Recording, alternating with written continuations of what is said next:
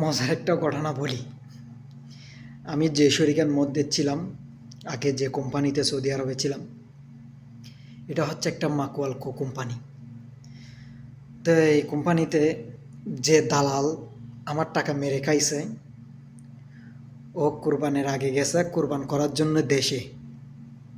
কোরবান করছে, আমার টাকা মেরে কোরবান দিছে।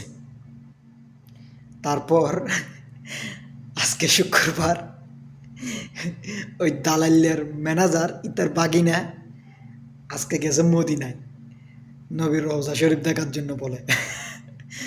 আসলে আসলে এরা কেমনে পারে একটা মানুষের টাকা মেরে একজনে যায় দেশে কোরবান করার জন্য, আরেকজনে যায় মদিনার রওজা শরীফে জিয়ারত করার জন্য। আসলে এদের দ্বারা সম্ভব দুনিয়া চলার, এদের দ্বারা সম্ভব।